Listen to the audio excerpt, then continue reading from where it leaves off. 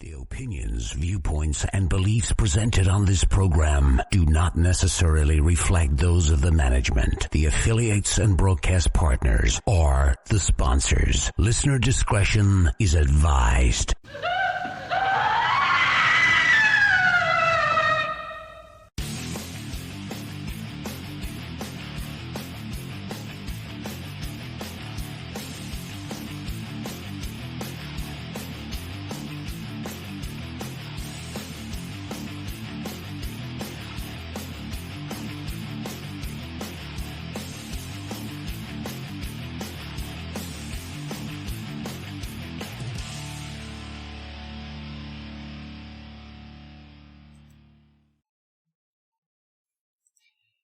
And good evening, everyone, and welcome to the official last ever episode of Scarefest Radio, at least under that name, because I'm calling it Scarefest TV from now on. Suck it. We are transitioning the name so that people are not confused when I book them for the show, whether or not there's video.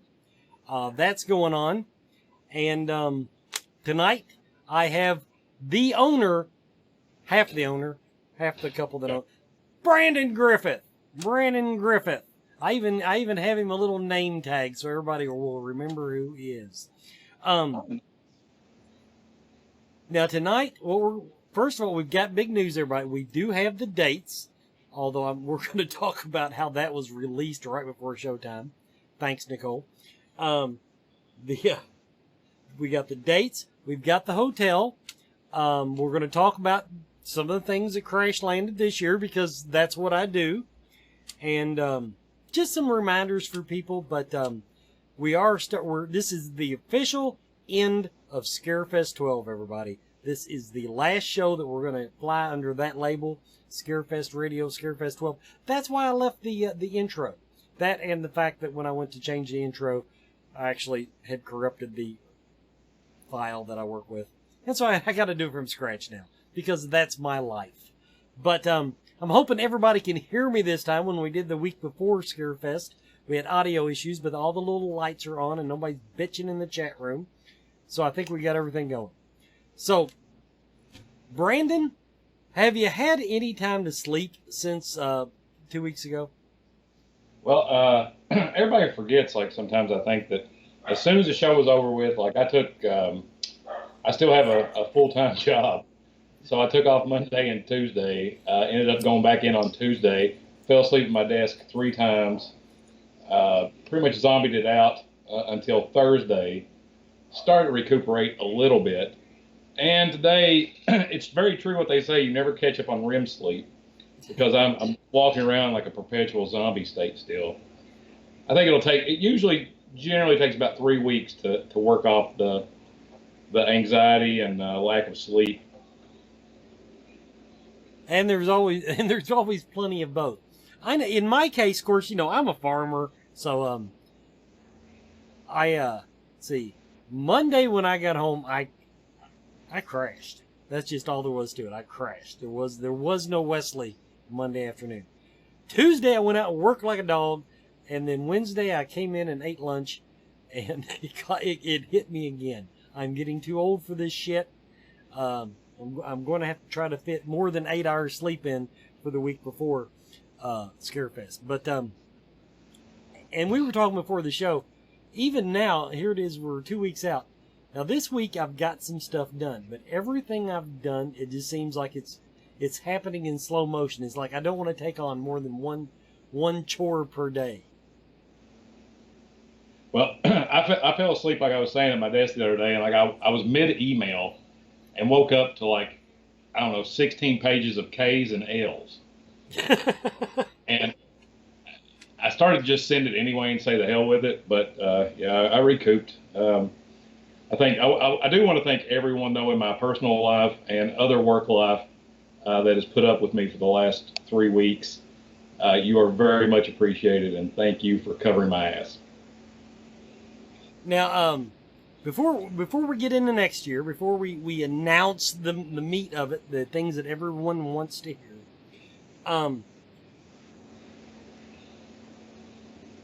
oddly enough, even though I know there was a lot of the little duck legs going on behind the scenes, I always tell everybody it's the classic duck. It looks okay on top, everything's beautiful, but underneath there's a lot of paddling.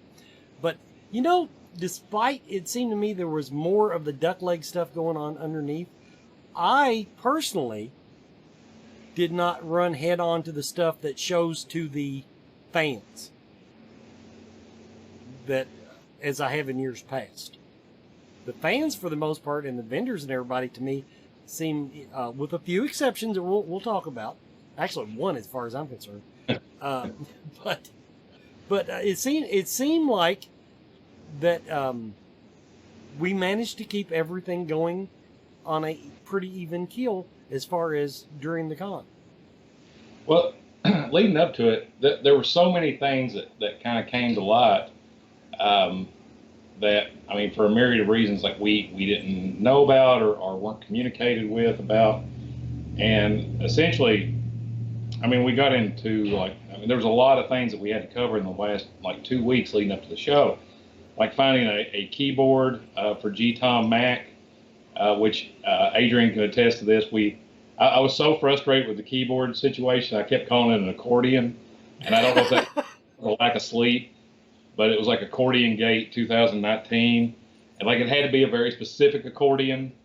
And I had so much disdain for this thing by the time that it came to fruition that I halfway pictured myself, after he was done playing it, I was going to take out the extra insurance policy on it, run up there on the stage, and just absolutely smash it to pieces like Office Space. I had so much hatred built up for it. I don't know why. I just focused all my energy into that accordion. But, the last few weeks, me and Adrian and Nicole and a few other folks, we were up around the clock, trying to put these pieces together and talking to agents and talking to celebrities and ironing these things out.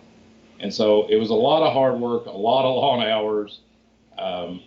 Couldn't have done it without a lot of help, but we were able to pull it off, I think. And, this year, just like every year, I tend to stay in the front of the house and I talk to guests and help kind of work through problems.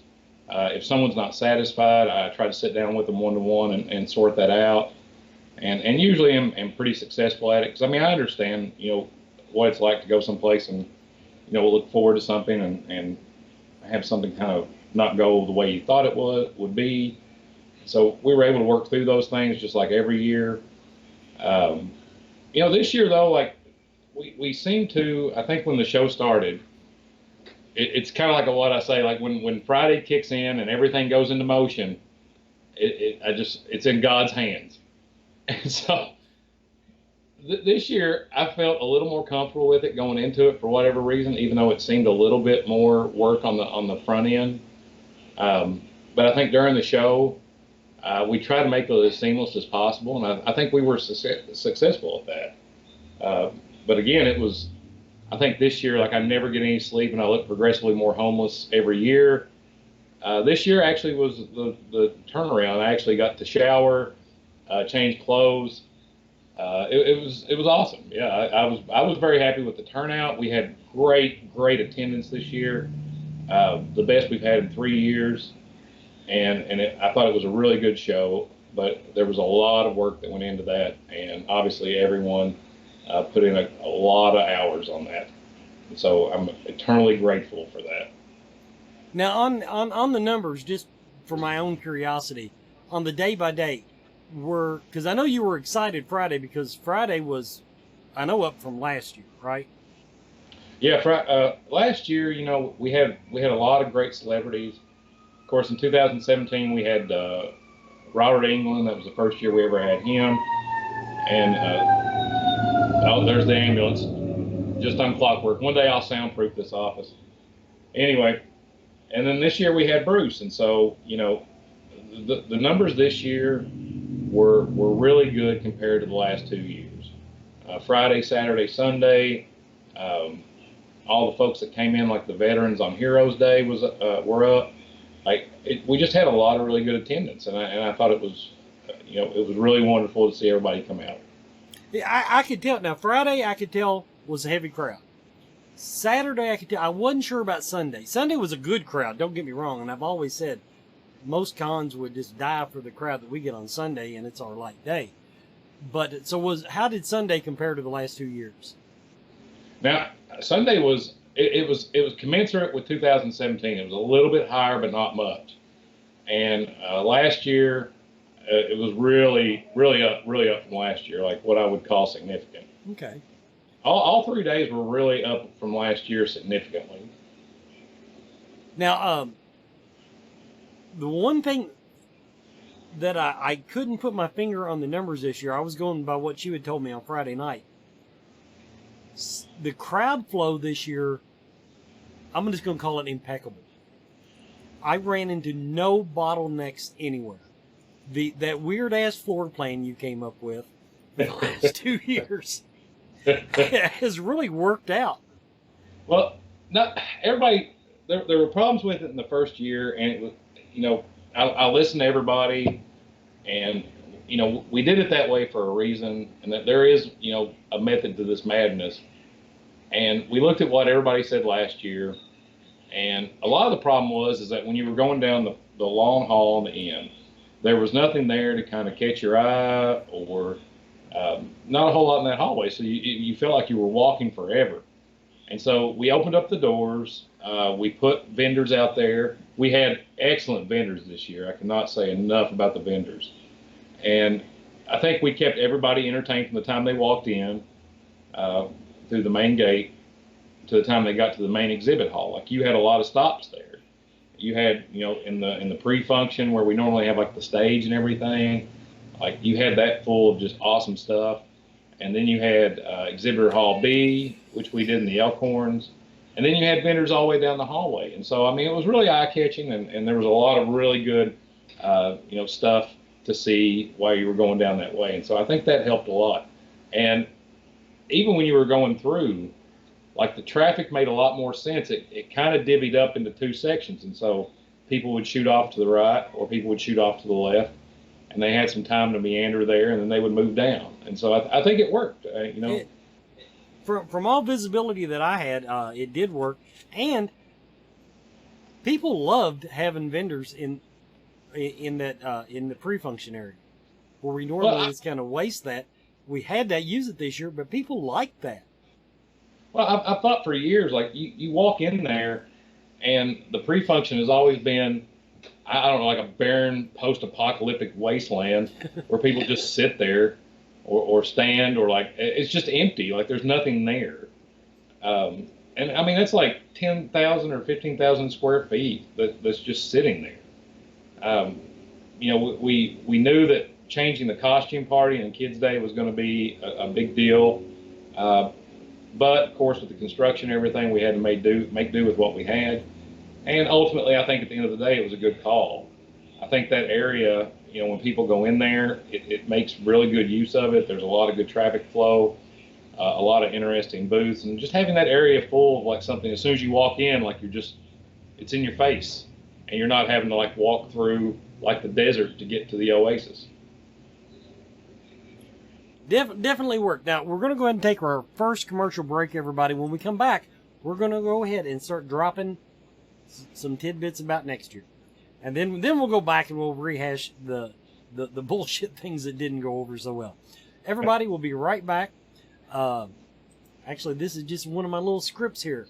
The Mystical Fair, Lexington, Kentucky's only monthly psychic and holistic healing arts fair, is this weekend.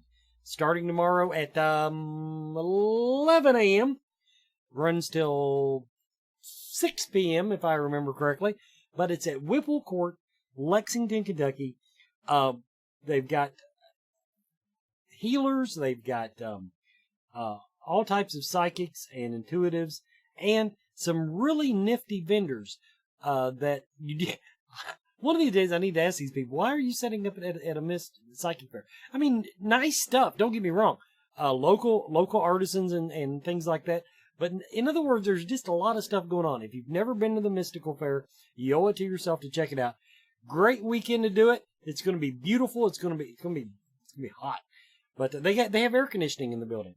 So anyway, that's 1084 Whipple Court, the Mystical Fair. Go to mysticalfairlex.com if you need more information. Now, let's just go ahead and drop the dates. I will allow you to drop the dates for next year, Brandon. All right, and we can explain why we came to this, but it's a significant change, but and I think it's going to be really good. But next year, right now, our dates are set at October 23rd through October 25th. Now that's a jump, I understand, but I think if you stick around and listen to some of the programming ideas and some of the reasons why, I think you'll find out that you'll be very excited. Well, I'm going to go ahead and drop the main reason why. Now, at the con, especially on Sunday, everybody was walking up to me and saying, "What are you doing next year?" Because people had stopped and actually noticed the big sign as you walked into the building, saying, showing the new exhibit hall that they were building next year, and people were going, "What? This isn't going to be here, is it?" And at that time, I said, "No, it's not going to be here." So, those of us in management were weighing, where the hell can we move this damn thing? And even just the other day in the Scarefest group, somebody was talking about, where could it be? Let's move it. And it was moving it in Lexington. And we looked at the two biggest places in the area, and they're just like little baby things. So, now here's the catch, people. By moving it, we found out just, a solid week and a half ago, that they're going to have the main exhibit hall done early October. So, now, here's my fear, Brandon. This is a quasi-government agency. I'm sure hiring quasi-government contractors. And I just happen to remember, the Newtown Pike Bridge that, took 10 years. Kings Island was built in a summer. That's my only fear of this, but I do know you've given them a little space there by moving it later in the month. Well, yeah, we went to the third week. The center is supposed to be completely done, or the exhibition halls are supposed to be done by October 1st. Now, the reason that I feel very comfortable with that is that even though I may not have much pull in Lexington, the Lexington Convention Center is attached to Rupp Arena, and the University of Kentucky does have quite a bit of pull. And so there's a lot of folks that are very, high profile, that want this thing to go through in October. And so they are sticking to their dates. They're booking shows in the convention center in October. We're not the only one. I feel very confident that it'll take place. And if you go to the Lexington Convention Center website, they put updates. You can look at the camera of the construction, which I do daily, usually with bourbon, and watch it frantically, as I did this year. But they it's not like Center Point downtown where it was a construction site that was dead for 15 years. There's a lot of emphasis to get this going because you've got basketball season in October. You've got not March Madness, but Big Blue Madness and all that stuff. And so there's a lot of emphasis to get it done, and so I think it will. Now, when looking at other spots in Lexington, it's a void. Scarefest is a big show. We need at least 60,000 square feet if we're going to pull it off. And the only other venue in this city to do that is the Alltech Arena. And the Alltech Arena is out in the middle of nowhere. And even then, I can't imagine. Basically, we were going to have to be quiet the whole time we were there so we didn't startle the horses. So, I don't see that being the case. I don't see that working. We're not a quiet group by any means, and I wouldn't have it any other way. But Lexington is the home of Scarefest. There is no option of moving it. This is my community. This is where we have it. This is where we're ultimately where we live. And so, in order to make it happen, we had to give some concessions. But we're not in September anymore. We're in October. But downtown Lexington, that's when they have their huge Halloween blowout. So I've talked to Parks and Rec.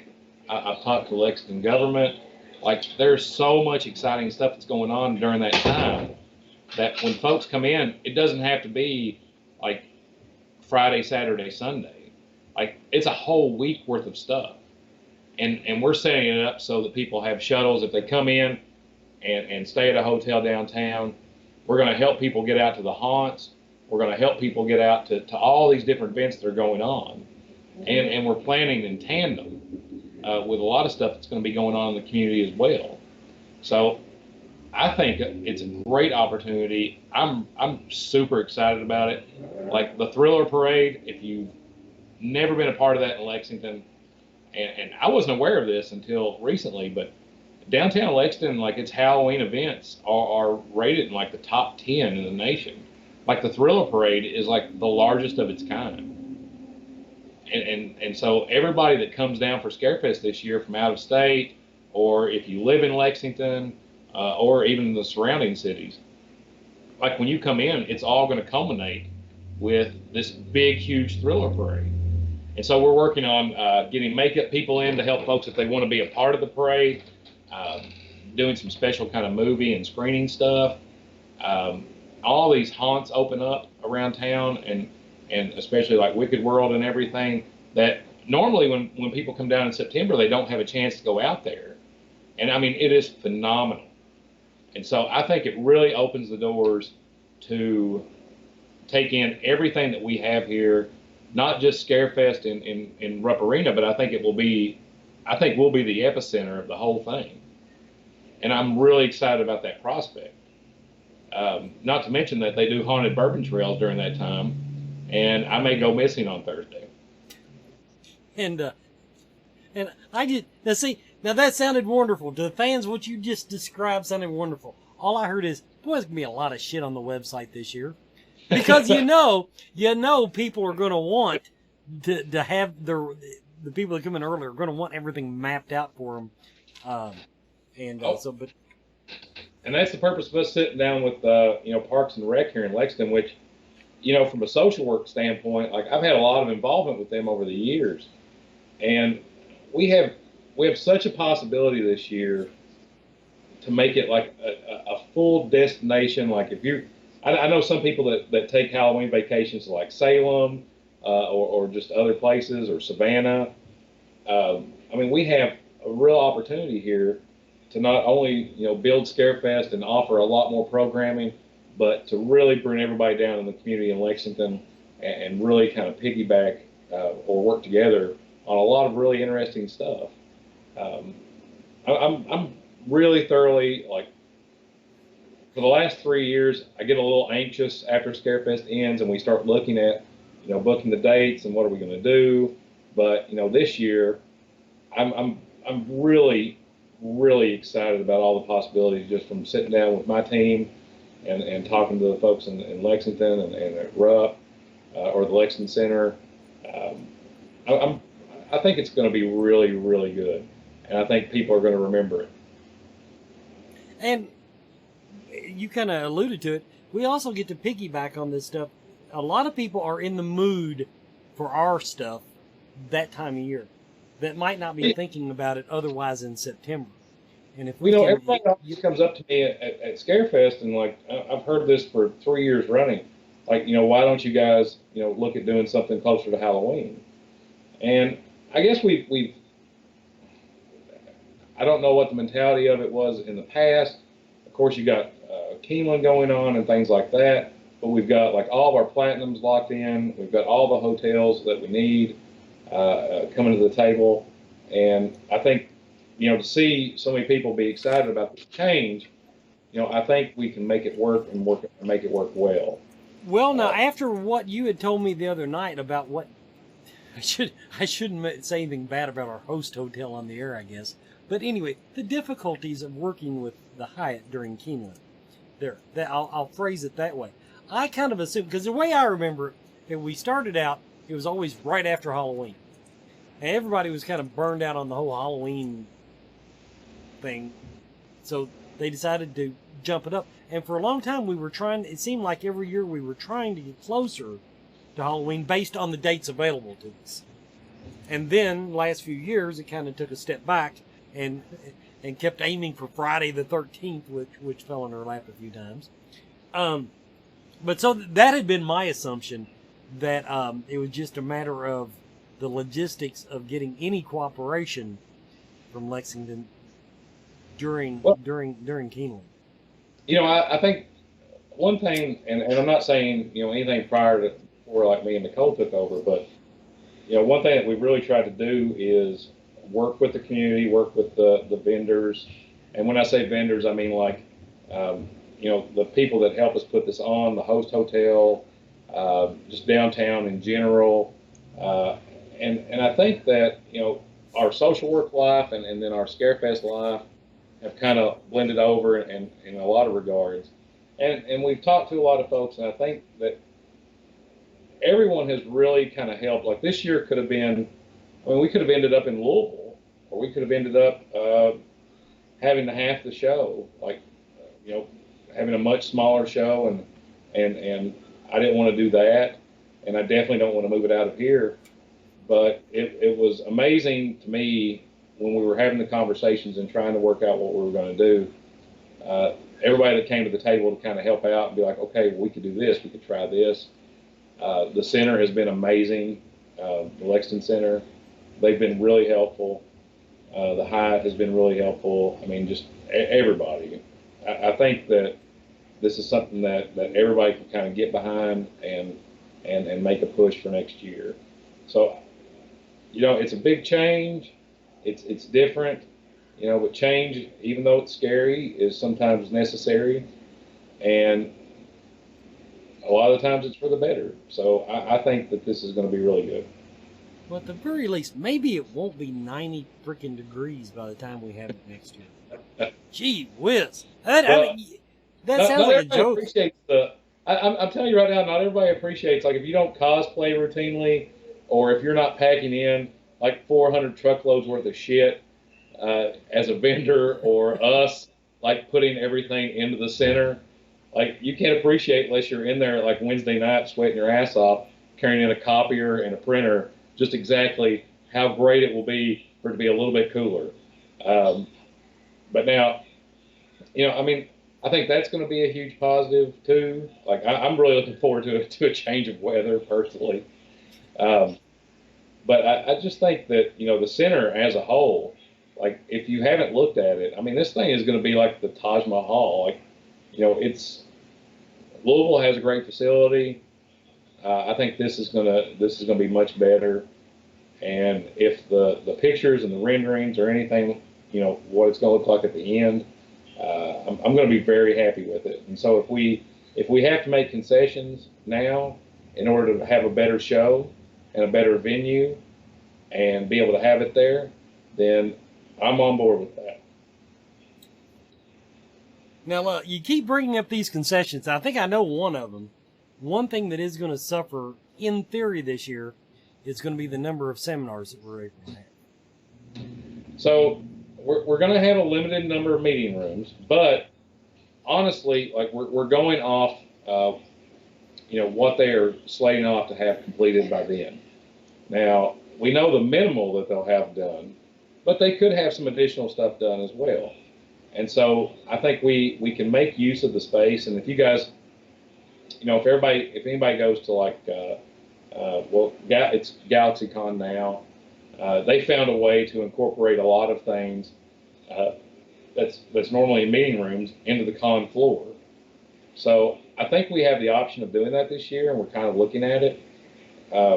We've talked about, obviously some of the things that we do in seminars and panels and things may be affected. The film series will be affected. We're not sure exactly 100% how, but I think there's a lot of really interesting ideas that we've been talking about that will help fans get the same experience.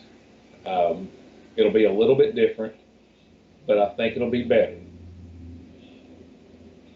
Now, as far as concessions go, like, really, we're not going to have the same layout that we've had the last few years. Everybody has enjoyed the layout the last couple of years.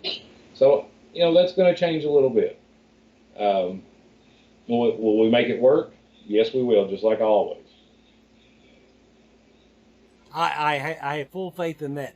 Now, while they're building the building, could you tell them that possibly when they redo all that, put in internet routers that weren't built in like 1950?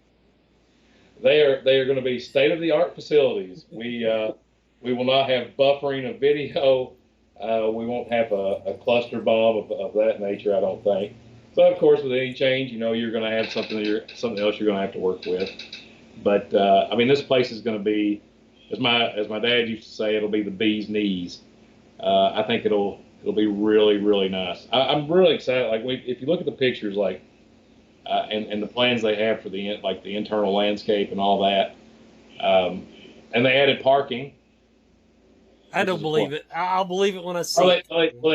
They did. I swear to God, it's on the diagram, and they kept the parking across the street. Obviously, they're looking at building a huge amphitheater off to the side. The entrances are going to change a little bit. But it's my biggest concern right now is what in the hell they're going to do with yesterday's. You mean the food court in general, or that bar in specifically? I'm worried about that bar specifically because it has come to be my safety net.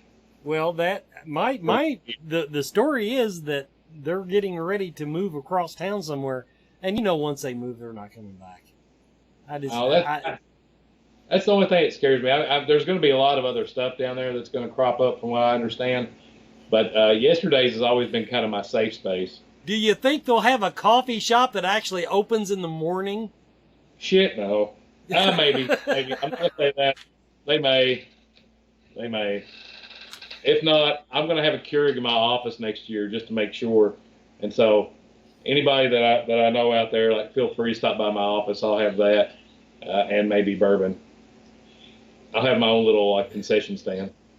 Well, we're going to take our half-hour commercial break, everybody. We'll be right back. We're going to talk about how bad the internet was.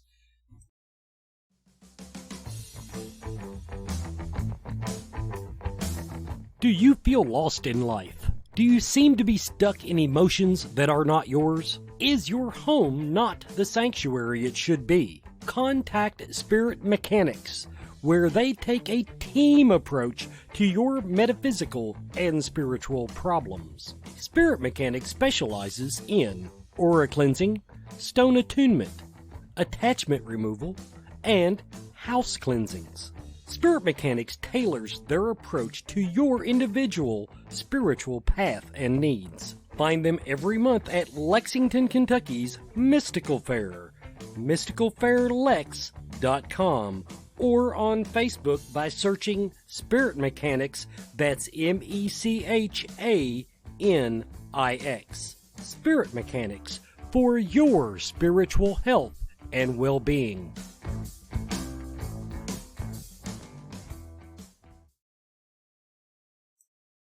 The one thing I hated about not doing the show last week was I didn't get to give Akashic Awareness a big boost going into their Beacon of Light Festival. But they shouldn't have scheduled it like the week after Scarefest, for my point. But, that being said, Akashic Awareness, Mark and Shelley James, great people, run this great place down in Elizabethtown, Kentucky. It's a metaphysical healing and learning center unlike any other that you're going to find anywhere. It's a large selection of crystals, gems, minerals, as soon as you walk in the door. And then from there, your journey begins, and they've got just all of this stuff for you to explore. They will not, their big thing is they don't push you on stuff. They don't sell you on stuff. They want you to explore, to try things, to find out what works for you. It's a place devoid of judgment. It's a place devoid of it's almost too devoid of judgment. I like a little judgment in my life, but they're a lot of fun, and it's a great place to try out. And go to their website, akashicawareness.com, and you'll find they have these upcoming events right for the next month. If you're wanting a massage from one of the best masseuses that I've ever encountered, Rachel Centron is going to be there like 3-4 times. I've lost count. She's going to be there on and off all month. That's one of the things coming up. They've got My Happy Place workshop coming up on the 12th. Tomorrow night, if you're in the E-Town area, the Akashic Art Gala. Always something going on. Go to AkashicAwareness.com to find out more. Join their email list and stay up on all the news. Okay, commercials out of the way. Now, the reason I have such a sore spot in my ass about the convention center's internet, we made the error, and I'm going to take partial credit for this because allegedly I was Brandon's helper on this, but the film festival this year, and if any of the people from the film festival are watching, we are not denying that it was a train wreck this year. Largely because we thought the ones we had not downloaded ahead of time or had on DVD, we thought we'll just download them and watch them directly from filmfreeway.com and do it that way.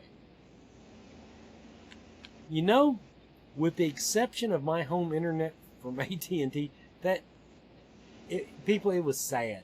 It was just sad, and we even bumped up the bandwidth, and it was still sad.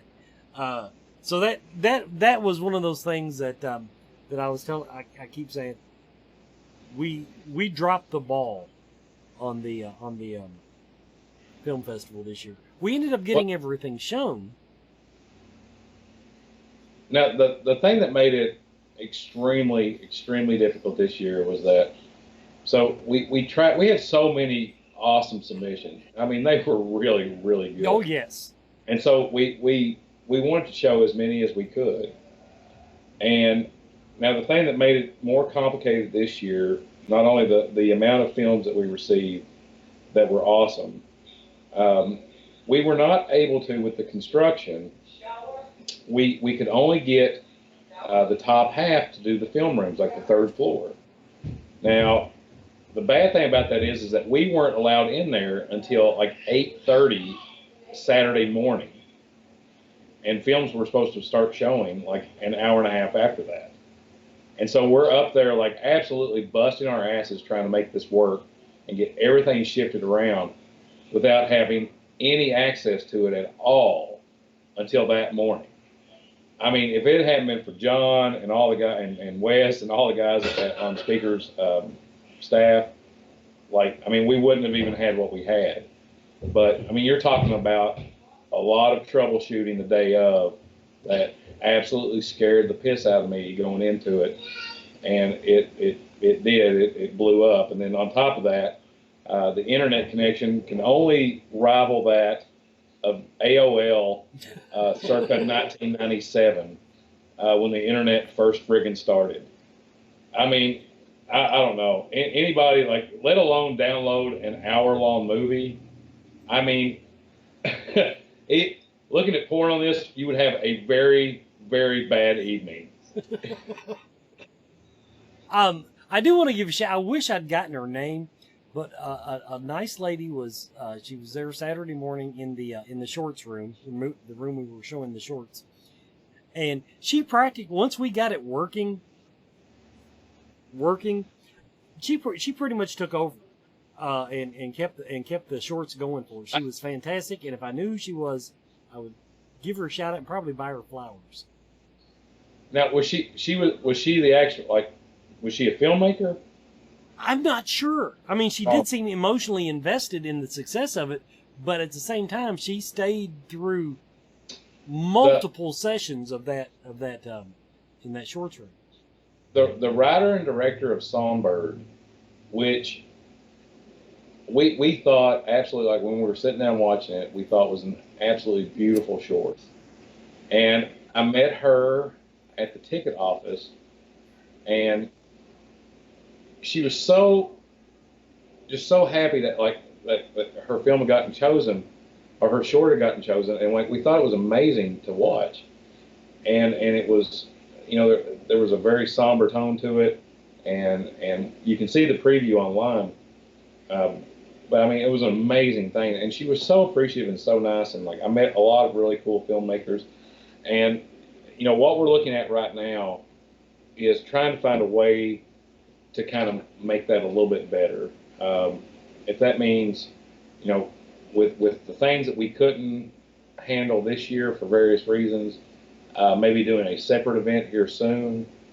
But I think that, you know, anytime at a convention, every convention I've ever gone to,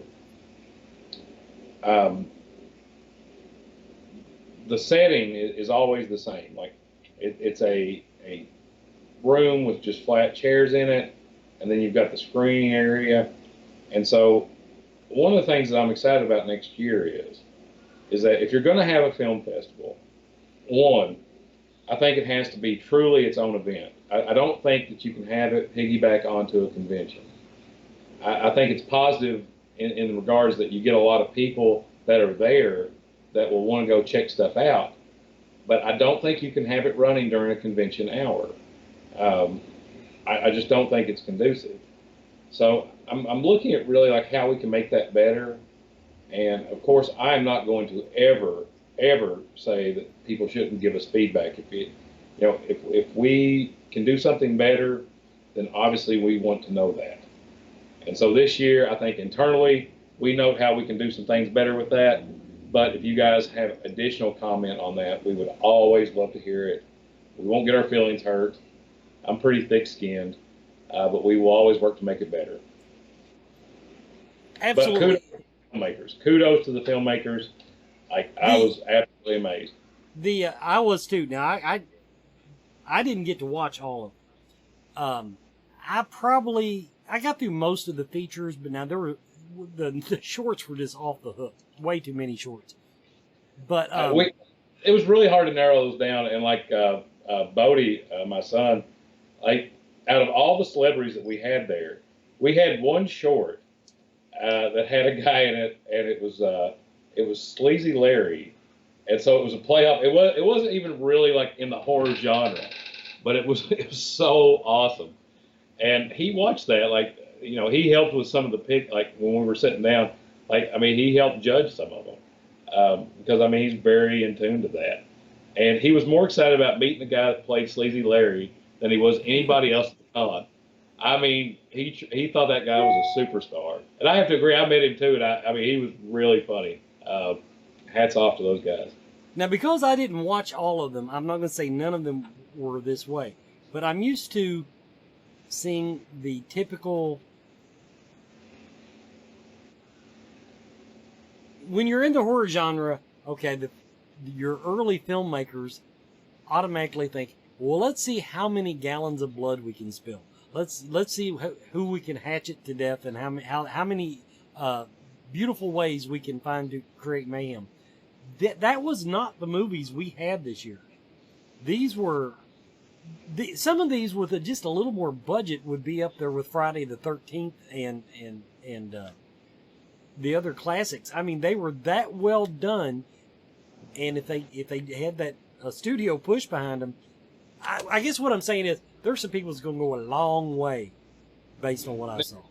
You had so much that was more than just your traditional like splatterhouse kind of things, and like, I mean, don't get me wrong, I love blood and gore, bloodier the better, but I mean, the storylines and like how they hashed out a lot of stuff this year, like, I mean, the Field was a very, you know, well produced, well done film. Artique was amazing, and I mean, it even had the guy from John Dies at the End, and I mean, it was a phenomenal story, but I mean, it was absolutely knocked my socks off on some of them. I was really, really pleasantly surprised, and I think, you know, we went for the gusto this year, and we made sure that we got everything out there, and we got everything screened. But I think that, you know, it's very difficult to narrow things down when it comes to film, and we just had so much good stuff, and like I'm really looking forward to next year because I think we'll be able to give it its own venue. Now, the huge movie theater that's supposed to be opening across the street from the Hyatt, it's a huge entertainment complex with IMAX and bowling alleys and the whole shebanga. Now, I'm really excited for that to get up and going, and that I think that will be up and going when we get there. But we also have the Kentucky. We also have the Lexington Opera House. All these folks are people that we're reaching out to try and elaborate on that film series, on top of all the other stuff that we've got planned for this year. I might, during the VIP party next year, I might have to go bowling. I pinned it down this year. That's when my voice goes. Trying to talk over the music and all the loudness. That's when my voice went. So I either got to do that or get one of those little Bluetooth speakers and carry it around and just talk in the microphone. Everybody, we're going to take our... Everybody feels so sorry for me when I get to the VIP party because, like, I look like I just got mugged and had the shit beat out of me by like 10 people. I walk over there with my laptop all the time, my backpack, and I absolutely look like I've just been shot in the leg. And, like, so everybody always feels sorry for me, and I get at least 3 drinks out of it. I'm not gonna put my bar tab for the weekend was like $15. People just like me. What can I say? We're gonna take our final commercial break. We'll be right back. I do have some stuff I want to tell you that's gonna be coming up on Scarefest television, but we'll finish our little talk here about what's going on with Scarefest. We'll be right back. Everyone is talking about CBD oil. Most of us know that CBD is a cannabis compound that has significant medical benefits, but does not make people high. Its benefits include pain relief, anti-seizure properties, anxiety relief, fights cancer, reduces the risk of diabetes, and it is even used as a sleep aid. Blue Leaf Naturals CBD and hemp products are full-spectrum hemp extract oils. They use only hemp grown in Kentucky, supporting Kentucky farmers and businesses and helping you and your family stay healthy and well. Blue Leaf Naturals, created with care from seed to shelf. Visit their website at blueleafnaturals.com. Blue Leaf Naturals, a Kentucky proud company. Coyote Chris Sutton. Shamanism. Spiritual advisement. Paranormal investigations. Inspirational presentations. Bringing light to the darkest places for over 20 years. Go to coyotechris.com to learn more. And welcome back, everybody, to the final ever episode of Scarefest Radio as we make the transition to Scarefest TV. Now, some things that we kind of didn't go off as planned. First of all, we dicked it up, everybody. The axe throwing, we got the tickets on sale too late. Now, we're going to try that again because a lot of people really liked that idea, and the people that went to it said it was the greatest thing they ever did, Brandon. Now, that and the wine that we did, the limited edition wine bottles with fun, that and the axe throwing, I think, were two things that were outside the box that I was absolutely amazed about. But we did not get it up quick enough. We had to iron out a lot of details. Throwing axes and my insurance company don't mix well. I don't know anybody that does. But I think that the goal is for this year is to keep that going, build on it, because throwing axes with Kane and R.A. and Steve and all those guys, that's a once in a lifetime experience. I mean, they've got like spears there and throwing knives. You can do ninja stars. I mean, there's no other place on the world that I know that will put a beer and an axe in your hand in the same place. Well, except Eastern Kentucky. Now, of course, the Talon wines, we have them still on the website. Now, they were taken down for a couple of days because Brandon wanted buttons on the website, so I had to update some links. But they're back up. I just put stuff up. That's my job. Merchandise. Go to merchandise. You'll find out what the wines are. Then from that page, you can go to Talon Winery. It still works the same way, people. You have to pick them up. Kentucky law doesn't let them ship wine because we're like living in the 15th century here. But you can order the wines. They said they would keep making them. Last I heard, they were going to keep those wines available through the first year. And if they sell a whole lot, hey, sky's the limit. But that's kind of the point. But you can order it and then give them 2 or 3 days, and then you can pick it up. So in other words, next time you're coming to Lexington, they're out on Tates Creek Road, I believe it is. Google it. But you can order your wines and then pick them up right there at their little tasting room they have. And I want to give them a plug too. Next weekend they have go to their website, people. They have like music out there like every weekend through the next month. So you can go there and enjoy yourself and taste some wine. Another weird thing, because they don't have an actual liquor license, you have to drink inside. You can drink their wines inside. You can drink it on the porch. You step in the yard, someone will shoot you. That's apparently how it works, because that's Kentucky State Police's job, is to make sure people don't carry wine across the yard. Anyway, that being said, Talon Wines, once again, on the website, go to merchandise and you'll see the link. Now, some things that first are in the chat room. Someone asked, I'm going to try to explain this as succinctly as I can. Scarefest Radio that you're watching right now, we're changing the name. We're not changing the location. We're not changing anything else other than the format a little bit. If you want to watch it on your smart TV, it's on YouTube. Find the Scarefest channel. Find my Scarefest Radio channel. You can watch it on YouTube on any television that's hooked to the internet. But no, nothing is changing. We're not going to NBC. Don't worry about that. Travel Channel has not picked us up. But we are going to change the name of it, and that is just for clarification with the guests, so they expect to be on camera. Now, I do want to throw out there, Dan Nation is going to start doing some segments for us.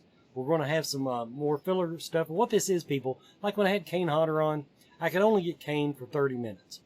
Now, a month before Scarefest, it's easy for me to fill 30 minutes with my particular brand of BS. In November, not so damned easy.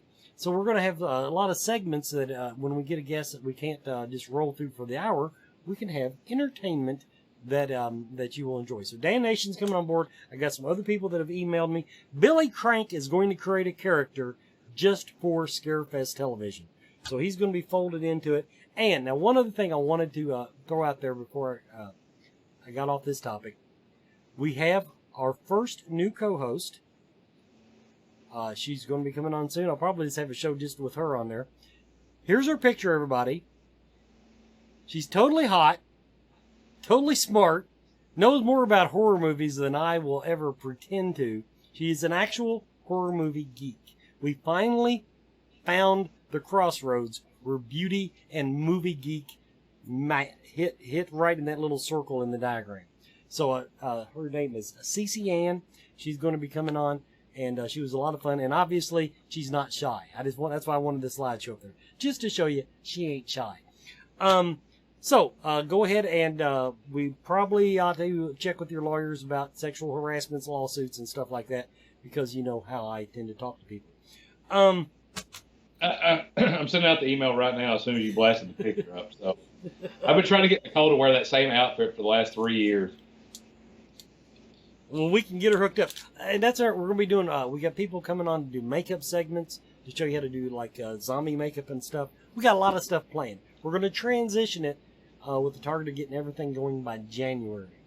So we've got the dates, October 23rd through 25th, with the entire week before that having peripheral activities due to Halloween in Lexington. So that's going to be awesome. Yeah, Lexington doesn't even have a zombie run right now, which I'm the most, I only believe in running if somebody is chasing me. And so, but there are a lot of people out there that enjoy it. And Lexington doesn't have a zombie run. And so I've been trying to think of what we could call it, like the Running Undead, or I don't know, something to do with this is a horse race city, for God's sake. And we have Shamrock Shuffle and all that stuff.